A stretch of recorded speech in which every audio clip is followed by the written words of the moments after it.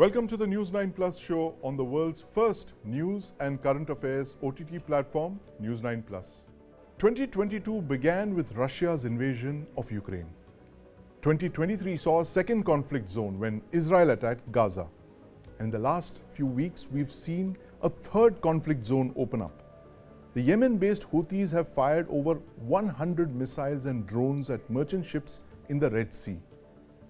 But on the 24th of December, the merchant vessel Chem Pluto was hit by a suicide drone just 400 kilometers off India's coast.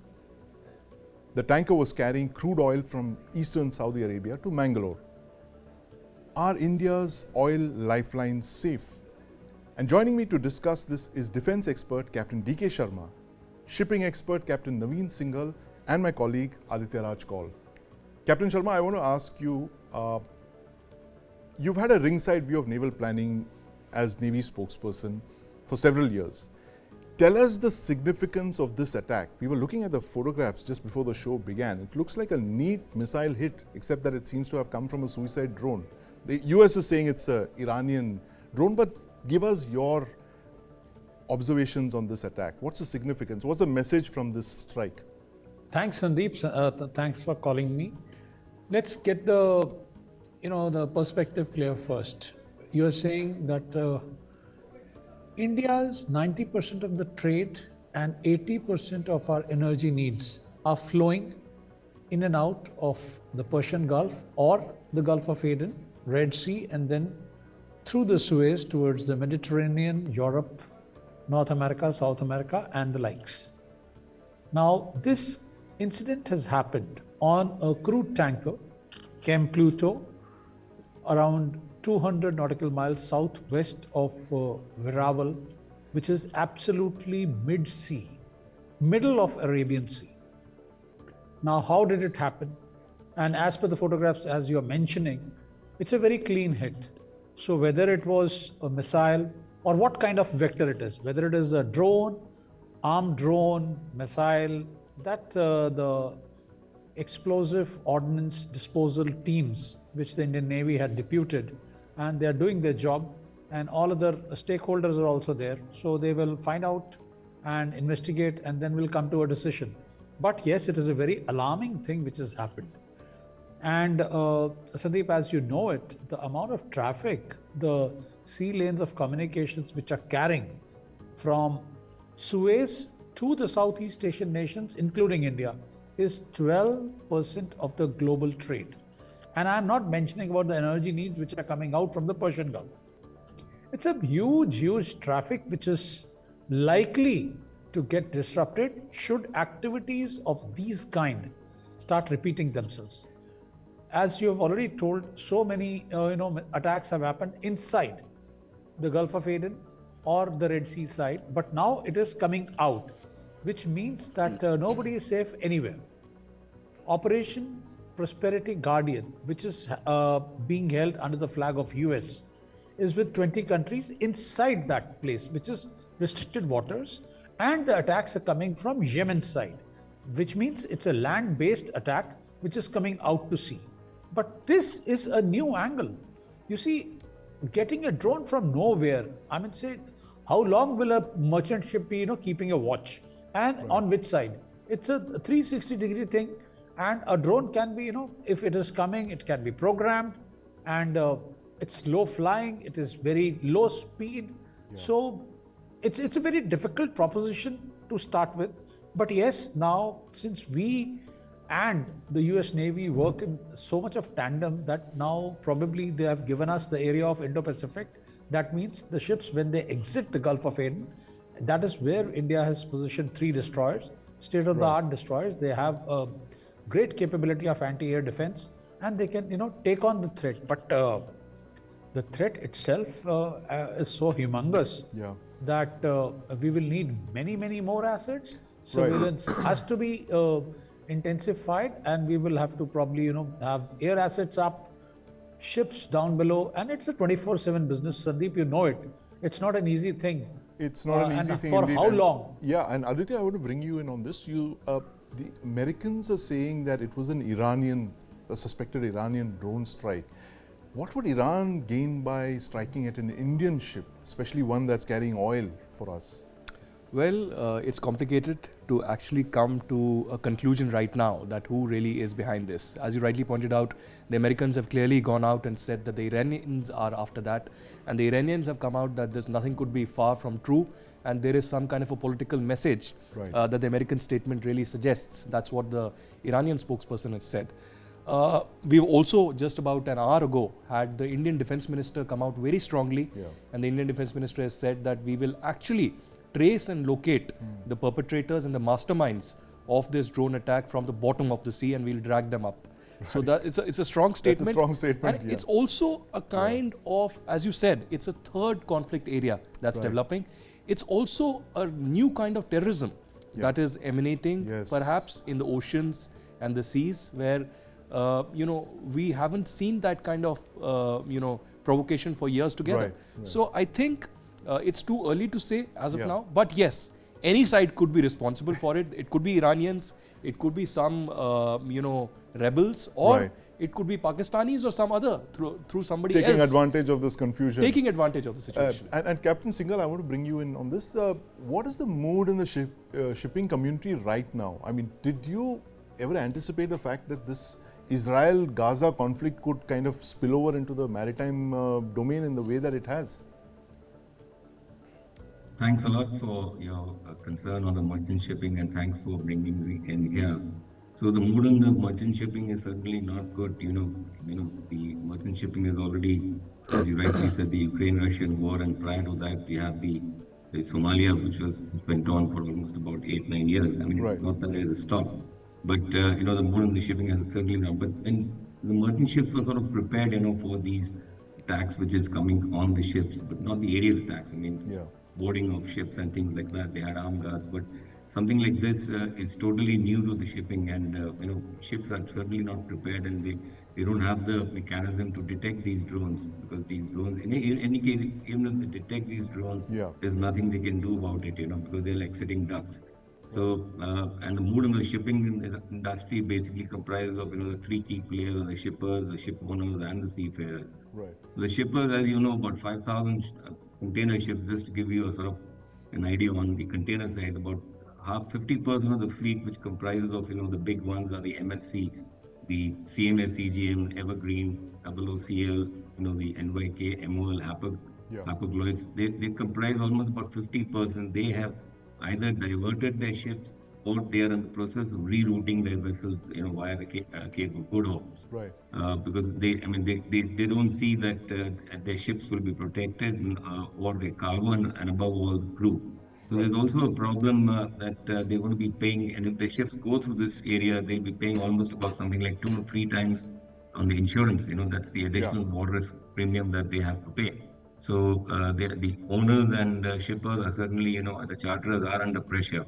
And just recently, I think a couple of days back, Malaysia has also banned ships, Israeli flagships calling their ports, and possibly ships carrying Israeli cargo as well. As far as the seafarers are concerned, yes, certainly, they are not prepared for this type of aerial attacks. And I think since it is very early, it's just been about 6-8 weeks. But there's a very good chance that in the near future, seafarers, from Philippines or from India or from China may even decline to board ships transiting such areas. So keeping that in mind, owners and ship owners have to sort of, take precautions of such as diverting their vessels, or I do not know whether, a convoy mechanism, as they had, as the navies, as the combined task force and the combined maritime forces, in the Gulf of Aden area during the Somalia piracy, when they got active out there, whether they will be able to do anything of that sort right now. So it's a bit too early at the moment, but the mood of the shipping industry is certainly not so good. And Captain Sharma, protecting the sea lanes of communication is a very important task of the Indian Navy, as it is with all other navies across the world. Now, given the way this conflict has played out, starting from the Gulf of Aden and now it's literally at our doorstep, what do you think that the Navy should do in the next couple of weeks and months? You think it's going to, relook at its platforms, ask for new platforms perhaps? I'm fully aware of the fact that the Navy is commissioning one of its last destroyers today. There's just one more to go, and then you're looking at a 10-year gap where there'll be no new destroyers. So tell us what the this challenge of drone attacks and ballistic missile attacks on shipping mean for the Indian Navy. Sandeep, what you're saying is correct. The Maritime Capability Perspective Plan, as you have rightly brought out, the last of the ships is now under construction, and then will be the 7 Shivalik class. But then they will have to be spread out. Now coming down to the slocks, we will have to intensify our surveillance. The ships will have to be there deployed on the slocks, or maybe the slocks will have to be tightened, that you make a grouping. But it is too humongous a job, because as I was talking to somebody else yesterday, we took a grab. If you see a grab of the IFC IOR, 17,000 vessels. Right. 17,000 vessels in IOR. Yeah. Now tell me, how do you how do distinguish you do between convoys? what is carrying Exactly. what? Yes. Yeah. What is carrying what? And now it in AIS, and the merchant ship experts are there with you. Right. We know the port of call from where it has started, what cargo it is carrying. But what happens if it is carrying some warlike material which are expendables, so that they will not have to be disembarked on the destination port, and they are being used like this. Right. It is becoming a new kind of a thing. As you're discussing, it's a new angle given to all this. Right. But let me tell you, what Indian Navy has done is, now when the ships are going to exit the Gulf of Aden, or for that matter, when they are exiting the Persian Gulf, and if they are coming towards our side, the slocks are very defined. Right. So they will keep an eye on it, and probably see that no other shipping is coming closer, or maybe if they are destined for a particular port, and are doing some changes in the speed, or maybe in the courses, or a strict vigil and an eye will have to be kept.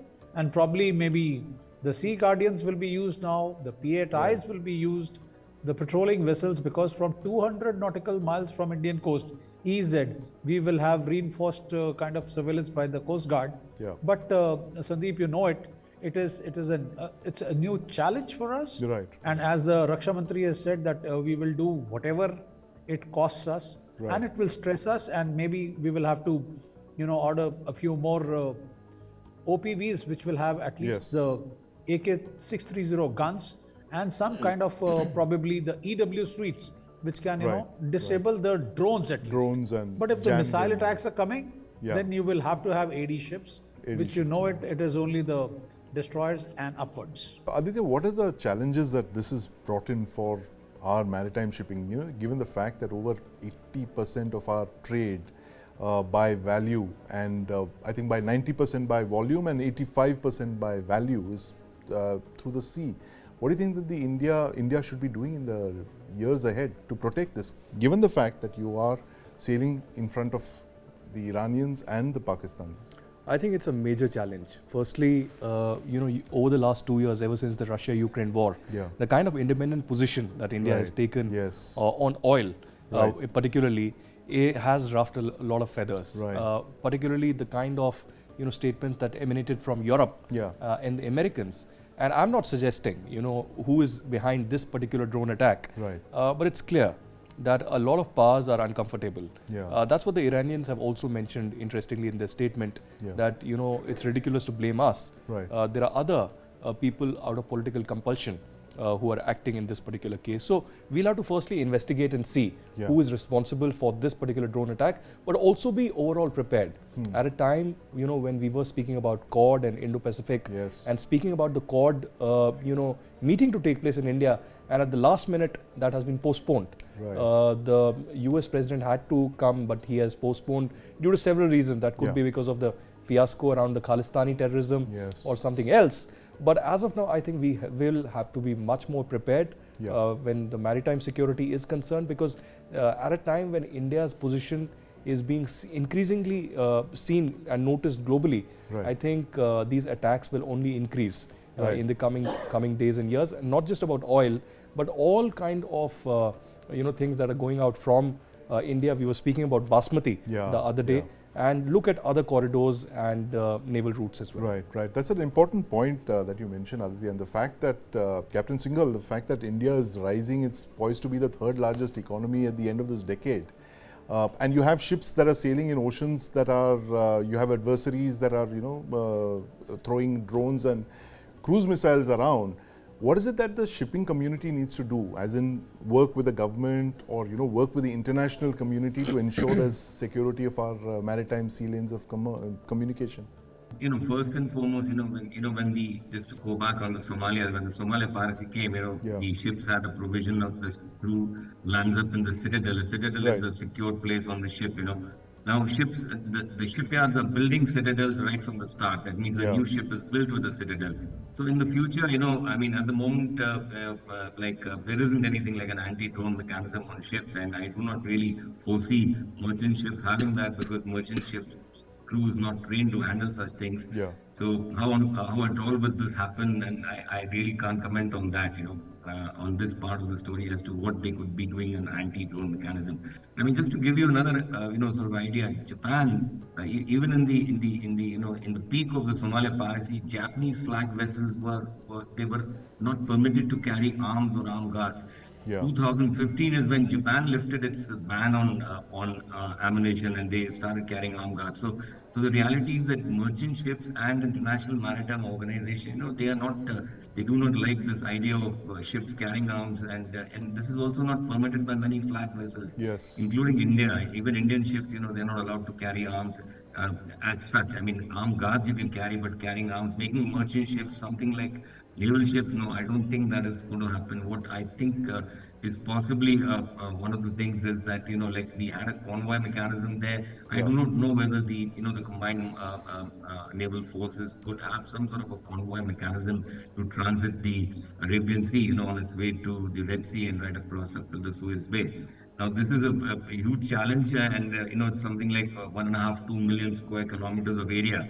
So, but if you have a transit corridor, something like somewhere from, because the ships coming from Singapore going to Suez, there is a particular path they follow, and generally they cut across the Indian coastline, and from there they shoot off from Minicoy Strait to the Arabian Sea to the Red Sea. So, if in this convoy, in this particular fixed route, naval ships could sort of provide support out there to the merchant ships, then the merchant ships will have some confidence of actually going through that. Now that itself is a very big challenge, because how many merchant ships, how many naval ships will be available for such protection is also a very big question mark. Right, absolutely. UK Maritime Trade Yeah, it seems to be a game of numbers essentially, and that's what Captain Sharma was also mentioning, the fact that you can't have ships everywhere protecting all your vital interests and vital shipping. But Captain Sharma, is there a way out of this? Given the fact that we've been through the Somalia piracy, the spate of pirate attacks, but those were very different. They were pure non-state actors. What do you do when you have state actors that are actually sponsoring non-state actors? Obviously, it takes a lot of intelligence to plot the trajectory of ships and know what they're carrying, where they're headed. How do you deal with a situation like this? How do you deter states from pretending to be non-states? Sandeep, I'm sure the people who are interested with all this are already on to the job. I know for sure. Last 2–3 days they've had sleepless nights. Because this was never anticipated. And should this kind of a thing now show up its head, answer has to be found. We can't ignore it and look the other way. Because as the Honorable Raksha Mantri has also said today, we are the net security provider in this part of the world. And it is not only my trade, it is the trade of the Southeast Asian nations, which is crossing through this place. You remember when this piracy thing was there, the high-risk area came up to our doorstep, which we had to sanitize the areas, and then we pushed it back. Right. So the HRA area was pushed back by Indian Navy, by all the efforts and the due diligence by Indian Navy, that the HRA area was pushed back and the insurance rates were brought down. Right. Now, if this challenge has come up, I'm sure, look, 4 ships have been put out over there. There will be some modalities made. Maybe the Coast Guard will look after first 200 nautical miles, and thereafter, maybe it will go to the destroyers or the Betwa class or the frigates, and then of course it will be complemented by the air effort, which Right. is on top, and we have the state-of-the-art air effort insofar as the Boeings are concerned, or Yeah. for that matter, the Sea Guardian are there, and some work will, some answer will be provided to the seafarers. They are our own, and we can't, ignore them and or make them, feel uncomfortable or not confident when they are traversing through our waters, which is our primary responsibility. Absolutely. And Aditya, the fact that Captain Sharma mentioned that India is also net security provider to a lot of other countries, how does that increase the responsibility on us to protect our own sea lanes of communication? By manyfold, I think it's important. One point that Captain Sharma really mentioned, that this was not anticipated. Right. So India wasn't really prepared with Yeah. not just how to deal with this, Right. but what will be the response mechanism. Yes. So one can't simply just sit and ignore it completely. Yeah. One has to respond and give a calculated response. Right. There needs to be a strategy in place. And see, not just in this particular belt and area, but all across the region, Right. what kind of attacks are anticipated, which Yes. are the rebel groups or others who are responsible for Non-state this. actors. And even as we speak right Yes. now, there's been a fresh attack Right. from the Ukrainians on a landing Russian ship, Yes, in which yes. 1 or 2 people have been killed. Yeah. And the Russian Defense Ministry is really preparing a response to Yeah. that. So this is a never-ending battle which has really begun Right. in this entire region, and a third conflict really developing. Yeah. But India will have to really speed up we'll have with to the up response. its game, and like you Yeah. mentioned, we have to anticipate events like this and challenges and prepare for them. And I want to thank you very much, Captain Singhal and Captain Sharma. Thank you for your responses. We'll keep coming back to you for answers to this warning shot in the Arabian Sea, as we are calling it. Thank you very much, Aditya. News and updates continue on the News9 Plus show. Stay with us. Bollywood superstar Shah Rukh Khan's latest film, Donkey, describes a thriving network that transports illegal immigrants from India to the West. Now, just a few days after the film's release, a chartered airliner with over 300 Indians on board was turned back from France. Now, this plane was believed to be carrying Indians who wanted to illegally immigrate into the United States. Now, this is the subject of our talk on the real donkey network today. And joining me on the show is Sukumar Pat Joshi, senior advocate from the Supreme Court, and my colleague Aditya Raj Kaul.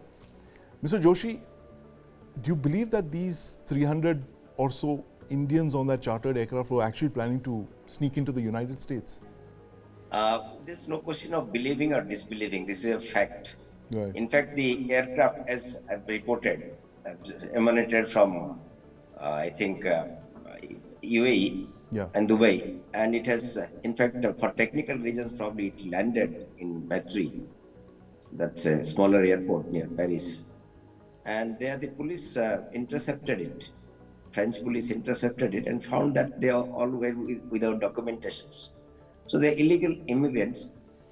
In fact, the first thing, I don't know, not much of a report that what their plans were, because 27 of them opted to stay back there also. They have Right, not come back, right. they're not deported.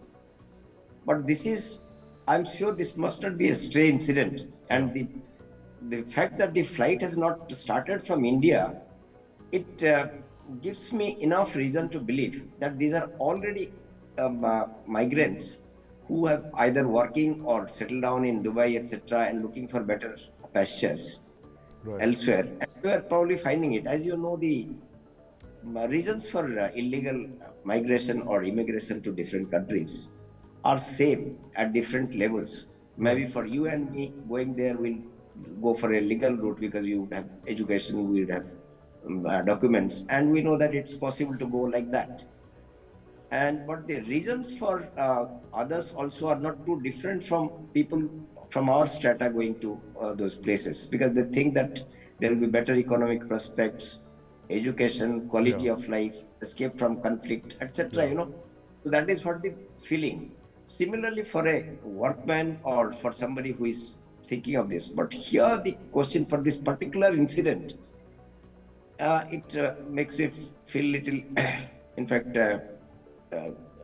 difficult to say that what was their reason, whether they were going for better economic prospects or they were being taken, whether they're going on their own or they're being taken. Because there is a chartered aircraft and Romanian charter company, that's what I'm sure. Right. So it's must be a very organized kind of a thing. Otherwise, it's not a regular aircraft that somebody tries to sneak in or something, or as we see in movies that across the border you go wait for days, and then different routes and reach a country.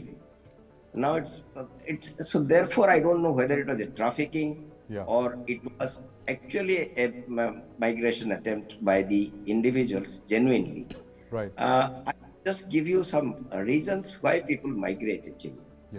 As I told you, there are primarily three important reasons.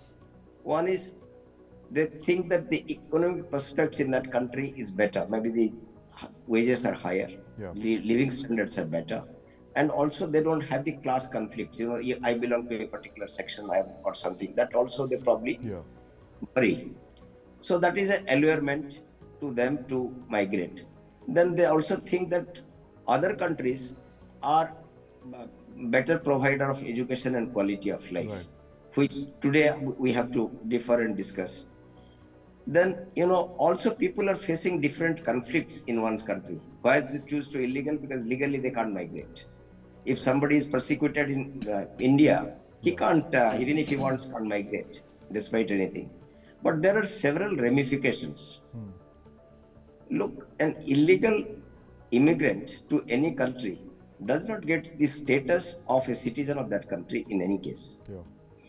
And the risk is always there, including proceedings, criminal prosecutions, deportations. Then, you know, also the second thing is exploitation. If people go there that they'll get better prospects of employment, but they end up getting exploited. Because the moment an employer abroad also knows that somebody is not having documents and is an illegal migrant, will also exploit. Take advantage of, that's right. Yes, and they then fall into, if this was not a human trafficking, then they fall into that human trafficking, or criminal organizations might take them. They'll be put in unsafe working conditions, right? There'll be several human rights abuses they'll be subjected to. Similarly, there'll be also financial and emotional stress, like going abroad illegally. Even legally, you see that it's not so easy. It also costs you a lot. There are anxieties. When you send children abroad for a study or something, that also needs preparation. Yeah, in fact, I want to bring Aditya in on this. Mr. Joshi, Aditya, is this one more factor that is going to come in the way of India-US ties? Large numbers of Indian illegal immigrants trying to cross over into the United States. This year is one of the highest ever. Well, as the gentleman said, this is a reality. It's a fact that one has to deal with. It isn't something new. It has been happening for years together. We've also seen in the process many Indians unfortunately dying, sitting in containers for days together out of crossing bitter over cold. into freezing borders. Mexico and all these places. Canada, so it's a reality. In this particular case, my hunch is that this is also human trafficking, which has happened and needs a larger investigation really, because this was a chartered flight that was taken and was being flown from Dubai, and perhaps either due to technical reasons or there was some kind of a tip-off, because there's confusion still as to what exactly happened, because it's the anti-human trafficking crime unit of the French police that is actually investigating this case in greater detail. I think most of the Indians have now landed back in Mumbai, and there will be investigations into how they actually went to UAE and then were being transferred to the US. But I think it's a reality. Not just Indians, but people from all across the globe are lining up at the US border, not just through these aircrafts, but through containers as well as through tunnels. Containers, tunnels, ships, boats, whatever you have. So, Mr. Joshi, what can a country like India do? I mean, obviously, it doesn't look really nice internationally for a country that's going to be the third largest economy, as we were just discussing earlier, to have record number of people trying to, illegally migrate into another country. What can India do to kind of discourage this, or probably streamline this, even if it's possible? I think we are geared up. Like the problem is not as different from the legal migrants, right? Brain drain. So I think the technique is the same only to arrest brain drain. Yeah. That you have to provide everything. And I think India is coming up. In fact, Right. last decades, I think it is doing so well that children do not wish to legally even do not wish to go there. So Yeah. it is the only thing that giving this sense of that belonging and the sense of Yeah. the fact that in India you get everything, Yes. and you have go to your roots. And this is also true, like people from different states coming and gathering in metro cities in India itself. The reason is the same. So therefore, the government, I think, has already started this smart city concept. The smaller towns are coming up. I think that is the only way to deal with and better provide free education, etc. That is one of the things. Yeah. And sense of security has to be heightened. And it is in fact increasing day by day, but there will be still, because of the large number of population in the country. Yeah. It's not that in one day it can be possible that everybody is given employment or something. And also still people feel that the other side of the grass is greener. So Yeah, that's right. also, No, but the point you values. mentioned is a valid point. The fact that the answers to this illegal immigration actually lie back at home, and it is for us to make sure that you create the conditions back in India to ensure that people don't leave the way they are doing right now, risking their life and limb and putting themselves at the disposal of criminal gangs. But I want to thank you very much, Mr. Joshi and Aditya, for your insights into this very burning issue of illegal immigration into the United States. Meanwhile, you can also watch our series, The Donkey Network, only on News9 Plus. Do download the News9 Plus app and watch this, The Donkey Network. In April this year, a 34-year-old mountain climber, Anurag Malu, was climbing atop Mount Annapurna in Nepal when he fell into a crevasse several hundred meters below. Now he lay there for 3 days in sub-zero temperatures, barely alive. It's an incredible story of survival. Aditya, you interviewed Anurag. Tell us, what was the first thing that struck you about talking to him? Well, he's a miracle man. The kind of spirit with which he still speaks and the kind of hardships that he has gone through is almost unthinkable. He's perhaps the only person across the globe, across the universe, who has stayed 72 hours inside a crevasse and has survived. Because even when the rescue operation was taking place, it wasn't to actually rescue him. It was to retrieve the dead body. They thought he had They thought nobody can survive, and, and he has passed away. But when the rescue operation actually was underway and the gentleman actually went inside, he said Anurag was unconscious, but he was still breathing. Right. And suddenly, there was cheer among the rescuers, and they pulled him up. He was sent to the base camp, then to the hospital locally. He spent a lot of time in hospital. Then to Kathmandu. Finally, he had to be airborne to New Delhi. And the Adanis helped with that, with the aircraft. And finally, he spent more than 6 months inside the All India Institute of Medical Sciences. He has a lot of fingers amputated now. And he has a lot of skin that has been crafted out on his body. There's a lot of surgeries that he is undergoing even now. But he says that, perhaps life has given him, the Almighty has given him a chance, not just to narrate this story, but to live upon another day and to perhaps carry forward this dream. So even this, merely this survival story is an inspiring, journey of how, because I knew Anurag for quite some time. We used to follow each other on social media. And suddenly when I realized one day that this guy had gone missing, I didn't know how to react. And then a group was formed to help and locate him. A lot of people got involved in that entire process. And finally, he was rescued. But it's an incredible journey of a man who comes from a village in Rajasthan. We went there in Kishangarh near Jaipur. And then actually he is a senior executive in a startup. And he continues to work in that. But at the same time, he had this dream of being a mountaineer, to climb all the 8,000 meter peaks, and he says that once he gets well, perhaps he can again begin that journey. And he wants to go back and complete that. Not just Annapurna, but other peaks as well. Fascinating. What a story. And you can watch Anurag's incredible story of survival and more such stories only on News9 Plus. Download the app and watch now. Thanks for watching.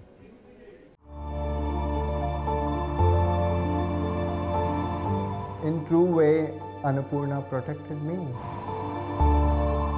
Annapurna made sure that I come back home and live this life and tell this story to the world.